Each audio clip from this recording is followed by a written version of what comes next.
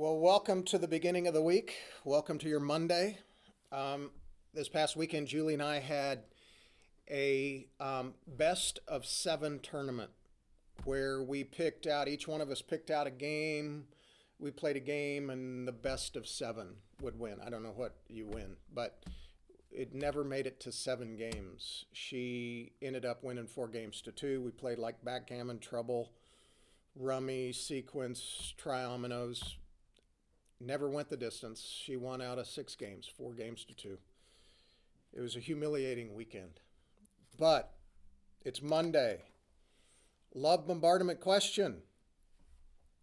If I could bottle your blank and sell it, we'd make a fortune.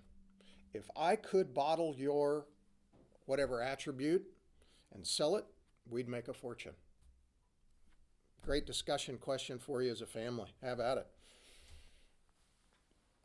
Um, as I've done, this is the 10th day we've done these sniblets, and there's no doubt you could get probably some better devotionals from a well-known author, from a proven author. But I hope you feel like we're trying so hard to stay connected.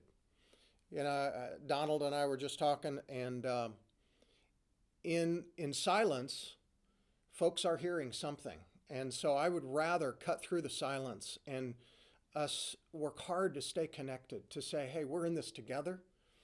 And the Word of God, our relationship with God, Jesus, is our sustenance, and He's going to pull us through.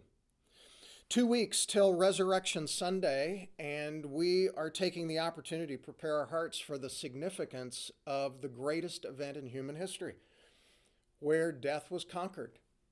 No doubt about it. The greatest event in human history. And in the midst of this story, I want to pull out in Luke chapter 23. Situation: Jesus has been arrested, he's been beaten, he's been flogged. Now he is carrying his cross to Calvary, but because his strength has been compromised, he literally can't carry the cross any further. The Roman soldiers grab an unsuspecting person to carry Jesus' cross. We find it. We're going to just look at one verse. In Luke chapter 23, verse 26, this is what it says. And when they led Jesus away, they laid hold of one Simon of Cyrene, coming in from the country, and placed on him the cross to carry behind Jesus. Interesting, he's carrying his cross, following Jesus along this trail. Why him? Who is he? Would he become a follower? Is he already a follower? Is he a willing participant? Was he just randomly grabbed? Is he afraid of what people might think about him? Because as he's carrying his cross, think about people down the line. They're thinking, who's this guy? Is he another criminal? Assumptions will be made if he associates himself with Jesus. What we know about Simon is really limited. 3 of the 4 Gospels talk about him. Cyrene is an area just off the coast of the north part of Libya, just off the coast of Africa. You find out during this period of time, Cyrene has a large Jewish population. Mark chapter 15:21. Mark is probably the least detailed of the Gospels, yet Mark mentions Simon's sons. Simon had 2 sons, Alexander and Rufus. An odd name.